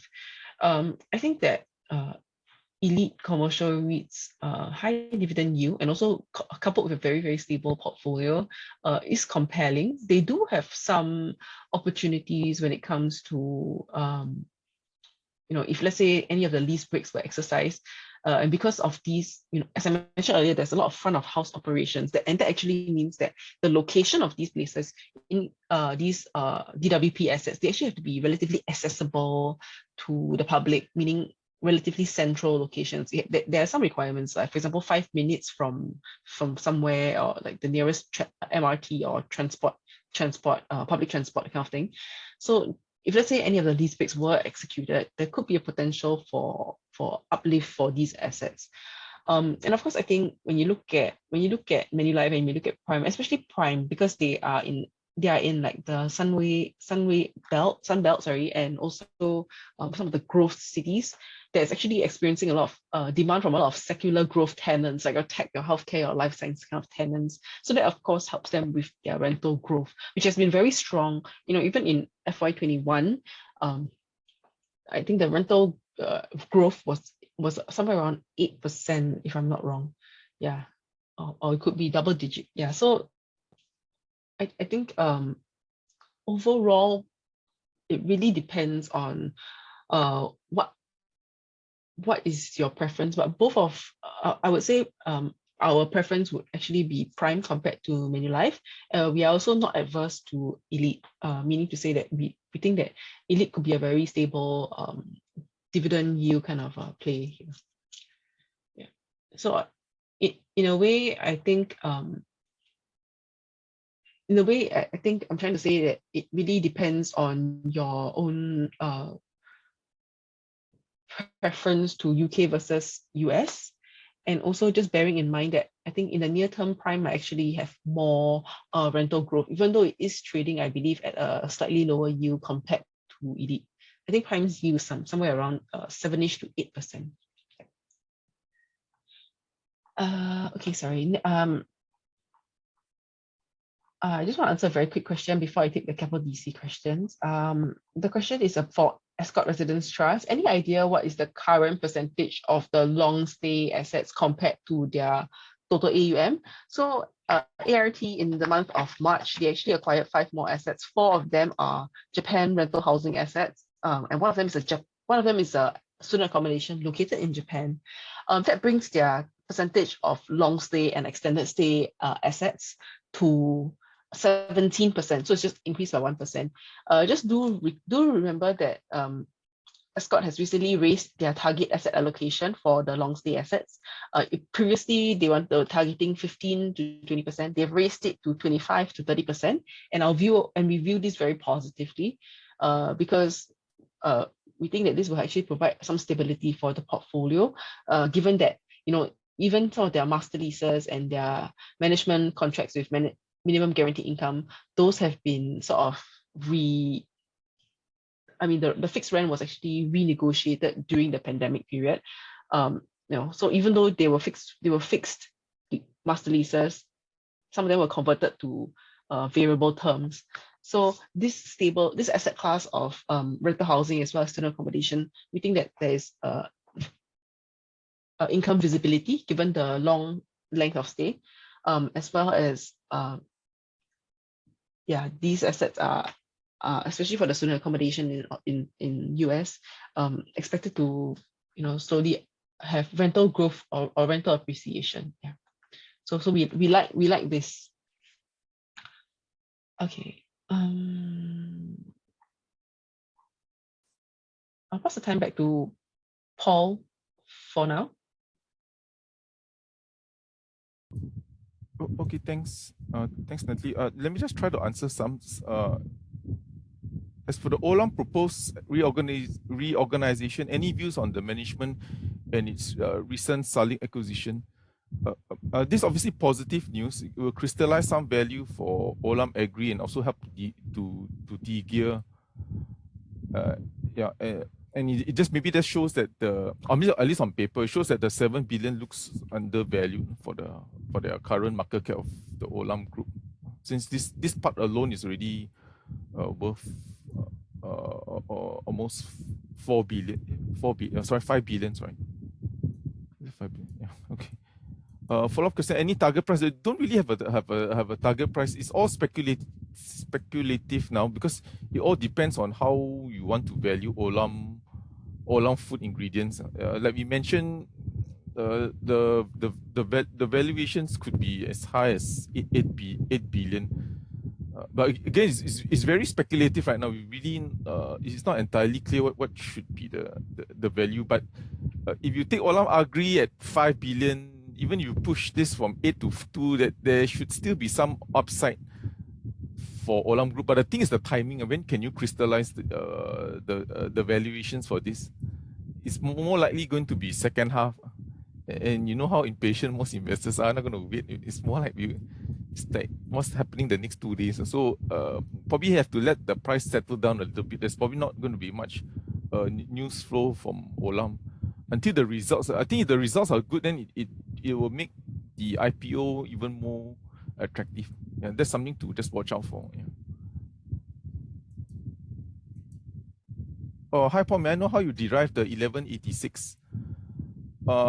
Okay, this is a bit complicated. So the 1156, what I did was I just took the $5 something share price that you have right now for SIA, and I just doubled and I just rebase it with the new share number of shares. So right now the number of shares for SIA is about 2 billion.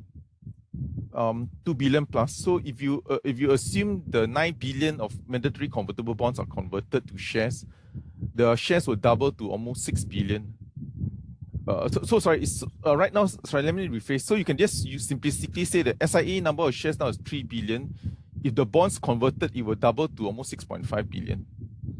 But if you want to get some sanity check, so this is just share price. If you want to know what is SIA price to book, so SIA's price to book before the pandemic was about 0.9 times.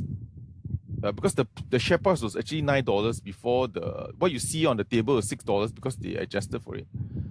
So the issue now is what should be the right book value, because the book value. So if you assume SIA should be 1 times price to book, just to make it simple, the book value for SIA now is $7.50. But you have to think about whether if you convert the mandatory bonds to shares, you get the book value is only 350. So that's why the market, you can see, is trading between this range of 350 to 7. And it should not be trading at 750 because it's a bit unrealistic. So it's a bit artificially inflated, the 750 book value for SIA.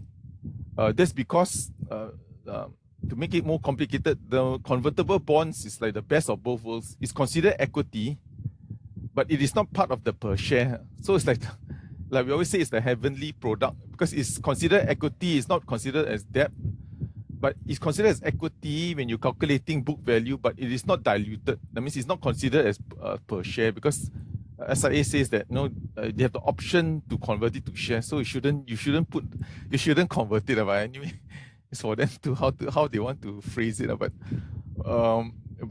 that's why the 750 book value for SIA is a bit inflated. So that's why it's very hard to say that SIA is cheap right now, because you have to think how much of the bonds are going to be converted. Yeah, okay. I know it's very complicated. Okay, Paul, your views on oil price in the 6 months. Some houses projected as high as 180. It all depends on your assumption whether Europe is going to ban Russian oil. It's almost suicidal to do that because you probably have no oil and then the whole economy will go paralysis. Yeah, so I'm not sure if we can hit $2. I hope not. But the thing to remember, as we mentioned before, is that there is no disruption in supply. Supply is still running.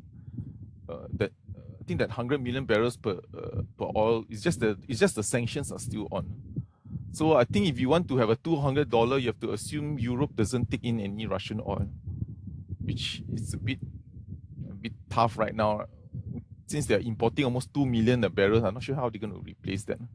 Without those oils, you can assume if you go to the gas station, there's probably no oil for most of the motorists. So I'm not sure if Europe want to go that level. But longer term, mid-term, oil the supply looks still challenged. I mean, yeah, like we mentioned, there isn't much capital going into pumping oil, as we showed from the capex and so forth. Yeah. So our base case is we don't think it will hit to 180, 200, yeah, unless EU stops it, which I think is almost like suicidal, I guess. Yeah. High power, HR Net bought 4 million shares. I'm not sure if it's actually an acquisition. It could be a crossing. So I need to double check on that. So apologies. I was looking through the announcement. I need to clarify. I'm not sure if they actually bought it from the market. It could be crossing from some of their trusts from left hand to right hand. Again, I need to double check. What are the chances of privatization? I mean, on paper, they could easily privatize this and probably PE maybe 1 time, 2 times, because they got like 300 million plus cash on the books, and they make like 60 million. So they could easily privatize, but I don't think that's the objective. When you're dealing with not only when you're dealing with an industry where you rely a lot on your employees, where you have to they actually use a lot of shares to try to incentivize. So they have they actually give out shares to some of the, either through their own shares, not so much from the market, but or either employee share options. So they want a listed entity. They want a listed entity to recruit all these agents, not agents, these are HR professionals, and also to incentivize the HR professionals. So I don't think they want to prioritize that, because there is value to being listed. You can actually incentivize it. I think that's the same thing when you get for Q&M too. To incentivize the doctors, you need to give them shares, either directly from the company, new shares, employee share options, or from the major shareholders to actually give them shares themselves.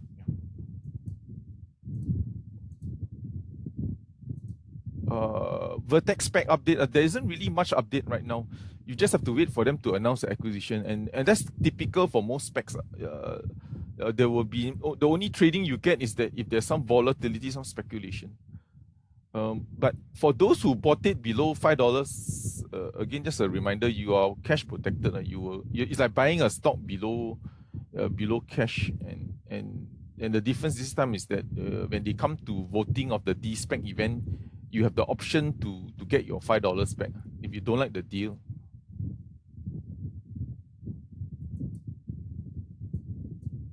How do you see the STI going to second quarter? Do you see any corrections soon?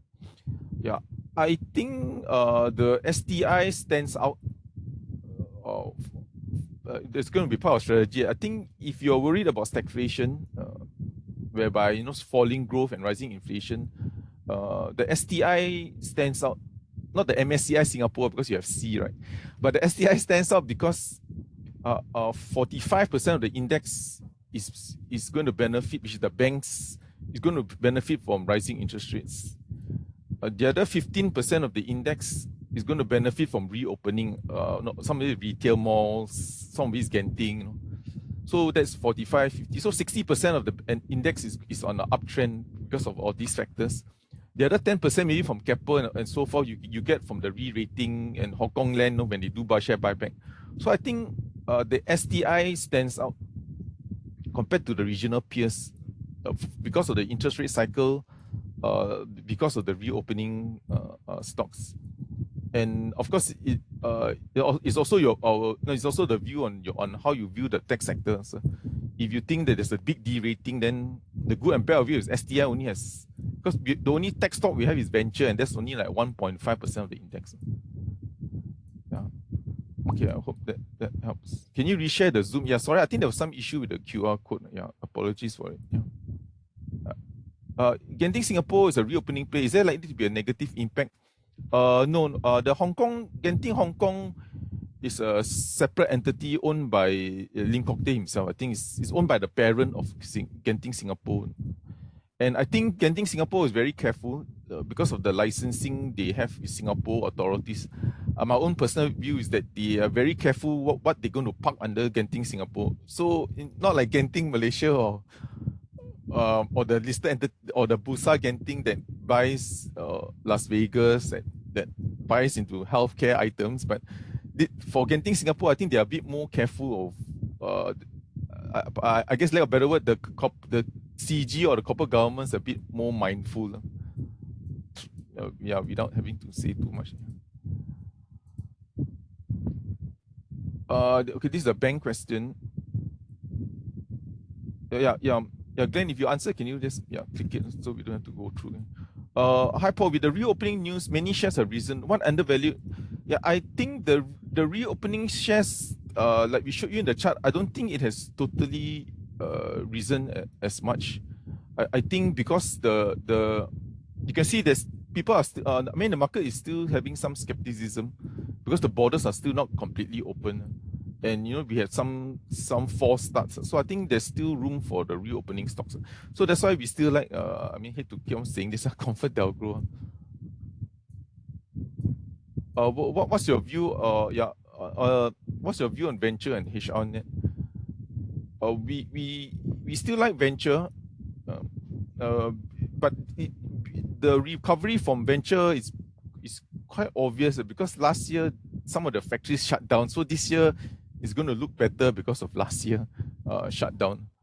The only thing is how much they can grow is whether the supply chain disruptions. Even semiconductor is still strong. If you look at the January, February numbers, even March, the weekly numbers is still growing above trend. You're still looking at a 20-30% growth for semiconductor compared to 2021 for January. I mean, these are the weekly numbers you get from IC Insights.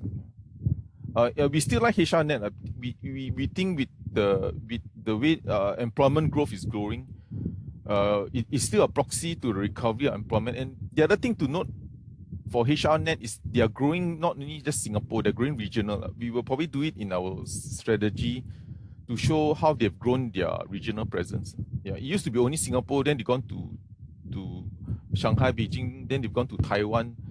And that's the strength. They're actually growing overseas. Yeah. So we'll try to showcase that more in our quarterly strategy so that investors appreciate that this is not just a Singapore story. So you get this cyclical bounce because employment is so tight and they need to rely more on recruitment agencies than ever before because they can't find the people. And for HRNet, they're not so much dependent on foreign overseas. So their strength is if you want to look for someone local with the borders closed, they are the best person to help for most agencies. I mean, for most multinationals. Paul, your view appreciate. Understand you covered Q&M. I bought in the high last year. Should I continue? I think, okay, so for Q&M, I guess that's the good thing of having this kind of webinars. If you don't like the stock, you can complain to us. Maybe not for other houses, but at least, so there's a lot of transparency. So for Q&M, we still like the stock, but we at the same time, we understand that the earnings momentum will be slow. Because without the PCR test, the headline numbers is going to be weak. So we think in the near term, the share price might be moving sideways. But we are still fine because we think that they are growing their dental clinics chains. In a way, it's almost like like a comparable, it's almost like a Sheng Siong when they started to expand aggressively. Yeah, Sheng Siong wasn't growing that much until they started to. Again, I know they are not a grocery. I'm just trying to analogy.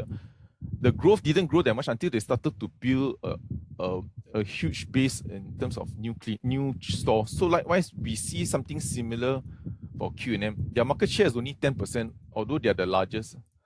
So for the company, they think they can double their clinics. Their game plan is just to double the clinics because they think from the clinics that they have grown, they don't see the cannibalization. So for this one, I think it'll be a waste for you to cut. We still like it. We think you just have to ride with them growing the chain. But like I said, for all healthcare stocks, even for Raffles Medical, the near-term headwind is because you don't have the COVID-19 related earnings. So you're going to get like maybe 2 quarters of week comparables. Okay, I think the next one is KDC and City Development. Okay, thank you, Paul. I'll take the A-Log question first. Can you comment on the ongoing merger between A-Log and ESR REIT? So the merger has been approved by both unit holders of ESR REIT as well as ERA Logos at their EGM on the 21st of March. So I think the only thing right now is, of course, the actual legal completion of the deal. And I think they actually released an update about extension of the long stop date. So the long stop date was actually supposed to be 31st of March 2022. But of course, we're cutting it very close because the completion of, the voting actually only happened 10 days ago, 21st March. Yeah, and so it has been extended by 1.5 months to the 15th of May 2022. So I think nothing much there to report back on. Just that the merger is going ahead, and I guess it's just the clean up dividends and getting all the paperwork in order. Okay, so now the question on Capital DC. So Capital DC, is Capital DC REIT going to see any upside like other REITs? Because other REITs seem to be responding to the reopening themes about Capital DC. So I think Capital DC and also its peer Digital Core, the share price has been sort of under pressure, but I think that's largely because it is more seen as a defensive play, whereas now the focus seems to be on reopening play.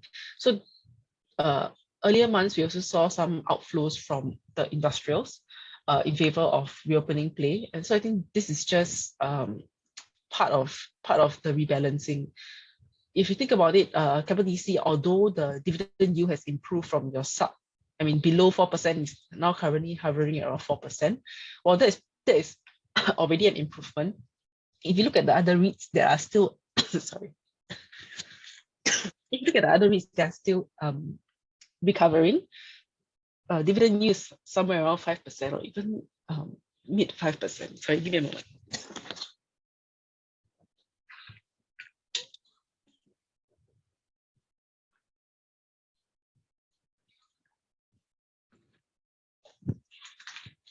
Very sorry about that. Yeah, so I think it's just a rebalancing going on. Next question is about city development. Any material event that caused the recent price increase of city development? I think we have a couple of questions talking about CDL. Related question is about the market is looking favorably at CDL for multiple reasons. You have also mentioned a positive. What do you think are the risks of owning CDL? Okay. Yeah. So I'll take that question. I'll take the questions related to CDL. The price uplift in CDL, I think largely is related to the hospitality sector. So if you look at in the recent weeks, how the hospitality sector has been trading, I think they're all up about 5%. I think largely due to the very positive reopening of borders and removal of the onerous kind of testing requirements. Yeah, so I think it's largely due to that. But apart from that, also do take note that CDL, they actually have announced the distribution in specie, DIS, for 0.159 shares of CLHT. So meaning to say that this DIS is subject to approval, but if it's approved, that means that unit holders of CDL will also be able to get some CDLHT shares, and thereby also, when they get these units of CDLHT at no cost whatsoever, they also get to participate in the upside of the hospitality recovery. Yeah, so I think the EGM is supposed to happen sometime in mid of April, but then the proxy letters are supposed to come out, be dispatched sometime by the end of March, if I'm not wrong. So that could be another positive uplift for CDL. Yeah, so largely due to the reopening play of the hospitality sector, could also be due to this DIS worth about 19 cents. Yeah, about. Around there. Okay. So now moving on to one last thing to add about CDL. So we know that in the most recent results earning that was announced last month, that they are also going to redevelop and potentially receive 67% GFA uplift for Central Mall. So that is also very positive for CDL. Not to mention, another positive would be another asset, which is City House. also qualifies for the CBD incentive scheme for the redevelopment. Although there has been no announcements with regard to this redevelopment, it is a potential. Apart from that, let me try to recall if there's anything else positive for CDL. Yeah, I think the inventory pipeline, which is also they're still being able to capture some of the property highs as they monetize their inventory. Okay, let's talk about some of the risk. At this point, I think CDL is still trading at about 45% discount to our RNAV. I think that there is more upside than downside risk. One downside risk that I can possibly think of is the thinner margins for the development business. So especially for new GLS sites, that the margins are actually being compressed for the GLS sites because of higher land costs and of course construction costs. But then for CDL, if they are able to sort of redevelop their existing assets, then that would be a potential upside for them, allowing them to get better margins. Of course, also not to mention off-market deals like the recent Bukit Timah plot that was acquired from, I believe it's Tanjong Motors. Yeah. So the risk of course is the compressing margins and the construction costs. Apart from that, CDL is actually in terms of their assets, like their office assets, expected to benefit from the recovery theme.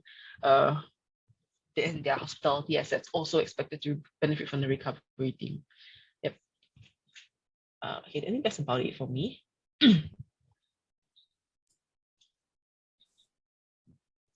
Thanks, Nat. Okay, so I'll take I'll take the one question about the OCBC. How much of OCBC's profits and revenue contributed by Great Eastern and expected to improve in coming years? So the first part would be their Great Eastern contributed net profit was 932 million. So this was 19% of the OCBC's group's net profit. And this 932 is actually a 17% year-on-year increase compared to 2020's figure. So this huge jump is mainly because of the recovery from 2020, which was really bad. So they recovered quite well. However, looking ahead, let's say into 2022, it won't be as big of a growth as like 17%. It won't be a double-digit growth, in my opinion, because of all the challenging factors such as the Ukraine war, as well as the US. Their central banks are now it's more challenging for risk assets. So, and they expect that volatility will remain elevated due to this high level of uncertainty. So I don't expect that this 17% or this double-digit increase will carry on into 2022. But they should still be able to grow, but at a more moderate pace, that's for sure. I think that's all for me. I'll hand it over maybe back to Paul. Thanks. Okay, thanks. It's almost 1:15. Let us just try to clear as much as we can. Have you made any comments on SIA and SETS? For us, SETS is probably again, I'm not sure if Terence has any views, but I think SETS could be a better way to play the recovery. For SIA, you still have to worry about oil price, and then you have to worry about, it's a bit difficult how to peg our valuations to SIA. That's my view on SIA. But SETS, you're almost playing an airport. Okay, because SETS ultimately, it's not an airport, because the best is to own an airport because it's a captive business, but it's almost owning as much as an airport, because the market share in Changi is probably like 80% share. So my thoughts are maybe SETS could be a better way to play than SIA. Okay, that's my own view. Interesting, the MOU. Okay, the MOU is non-binding. I'm not sure. Okay, thanks, Paul, for your all-on presentation. What will be the comfortable target range? Okay, again, this is 90% guesswork, but when they announced that the IPO was going to be delayed, I think the share price dropped to 174. Yeah, so I don't know, that's my guess. Maybe that could be the level where market prices out, where the market is pricing in the delay in IPO. So that could be one level. The unknown is how the results come out. So if the results comes out and the results are strong, then it's going to make the share price is going to climb again, because it means that the OFI IPO will be more sought after, valuations can be even higher. So that's my own thoughts. Yeah, for what is worth, it's guesswork. Probably like 174 is when the market prices out. Natalie, you answer this, the Ascenders risk, right? Any chance for Olam to be included in STI or MCI? I think it would be a bit tricky for the index components to include them, because if you include them and then you have this event happening, this OFI, then the Olam group shares will just drop completely, will immediately decline, because the value of OFI is already given to minority. Yeah. So I think because of this complication, it will be, my own view, a bit strange for any index component compilers to add in. Basically, Olam Group, the current Lisco, is definitely going to shrink. The market cap could halve, and then you're going to add it into the index. You're going to make the situation, the free float will make it even worse. So I'm not sure Olam can be included, the current Lisco. Yeah, I mean, that's my own view. Yang Chicha, any comments? Yeah, no real comments right now. Sorry. Yeah, we haven't looked at it recently. Any views on Tesla? Yeah, sorry, we don't cover Tesla. It's too complicated. SIA Engineering, which is better by now. Yeah, I think like we mentioned, I think if I had to choose, it will be SETS. Yeah, the added advantage for SIA Engineering is if everything settles down, there could be some privatization or merger with the ST Engineering's part of the business. Again, this has been talked about for, I don't know, years. Can you comment on Hong Kong land? Yeah, sorry, we don't really cover that. Yeah. Comments on Q&M. Yeah, sorry, I think we already mentioned that. How you see Raffles Medical? Okay, like we mentioned, we think near term the results could be weak because you lose the COVID-19. But the upside for Raffles Medical is the China business, because right now, not all of us value them on PE or EV/EBITDA, but the problem is that China is loss making. So China isn't really part of any of our valuations. Of course, not mine. Maybe the more hardworking analysts, maybe they have it there. But for me, I didn't really put in the China valuations in there, because it's hard to put any valuations, because you do not know, it's unclear what is the profitability there. But in a way, you could argue that Raffles could be a bit undervalued at these levels, because no one is pegging any valuations to their China business, because it's really unclear. You will be loss making for maybe 1 to 2 years. Then you might get the big pop once China starts to turn around. Then I think you will get this big re-rating for Raffles Medical. But again, this could be 1 to 2 years, whereas most investors are interested the next 6 months. So it sounds a bit of a longer term. Yeah. Yeah. Okay. I think we answered most. I think the next one is last two. I think Natalie, if you answer, if not, then we can kind of end the session. Okay, so I think the last question would be about Ascenders REIT. Any reopening benefits? So our target price is unchanged. It is still $3.52. And any reopening benefits? So for Ascenders, I think in the last few quarters, they've actually been registering positive rental reversions for their Singapore assets. Also, of course, some of their if I'm not wrong, is UK, US. Yeah, so basically the overseas assets are also registering relatively strong reversions, I think double-digit reversions. And in terms of Singapore, which is where most of their assets are located, we are seeing broad-based recovery in terms of positive reversions across all asset classes. So that, of course, is a positive. Another thing that Ascenders REIT can benefit from is their portfolio of the portfolio is largely concentrated in new economy assets. So that being, business parks, high specs, business and science parks, high specs assets, data centers, and particularly in Singapore, while business and science parks occupancy is still relatively weak, that actually just means that there is more room for organic growth or organic recovery in that sense. Yeah, so I think the occupancy for these two asset classes in Singapore is ranging around the 80%, 85, 80, high 80s. Yeah, and of course, those tenants that are well located, or if they are drawn to these kind of locations, are those that are enjoying secular growth, which is your medical, life sciences, some of your tech companies as well. Yeah, so that is of course a benefit for REIT. Yeah. In terms of, I think another thing that they have mentioned is that they remain open to working with any tenant who has any convert to suit requirements. Yeah. So I think that's about it for Ascendas REIT. Another small thing to mention would be their portfolio. They do have a bit of a light industrial kind of, or rather, flatted factory kind of assets, which are the older kind of industrial assets in Singapore. While that might not be very attractive to some unit holders, the upside is that these assets are actually very well located in Singapore.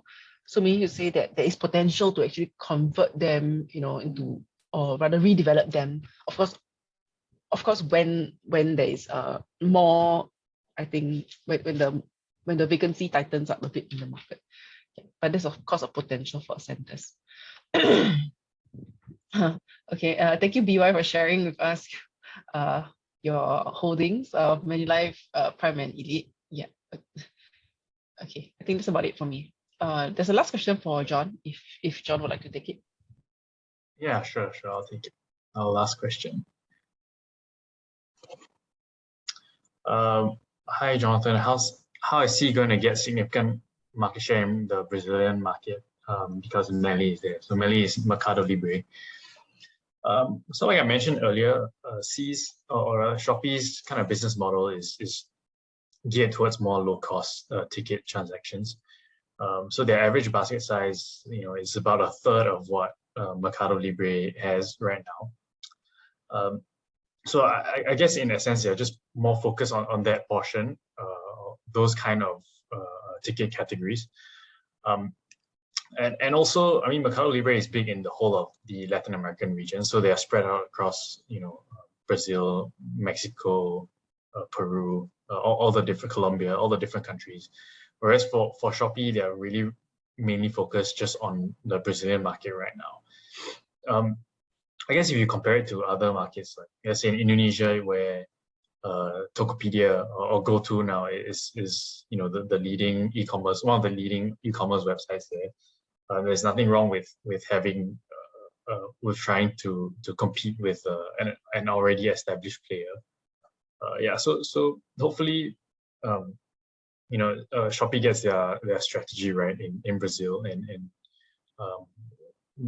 yeah, I guess that's really the only way they're gonna get significant share in the marketplace. But even then, it's such a big market that even if you have maybe like 10-20% market share, it's still already a very significant market share in terms of revenue. Yeah, that's all. Thanks. So I guess with that, we probably end off the webinar. Any last comments from Paul? If not, yeah, okay. We'd like to thank everyone for your time and especially for your questions. Do remember that the Zoom link is no longer working. I think we have got the right QR code now. So do remember to register under this new QR code if you wish to join us. And again, our recordings are in YouTube PhillipCapital channel if you want to listen. Okay, thanks everyone. Have a good week ahead, and thanks again for your participation. Bye-bye.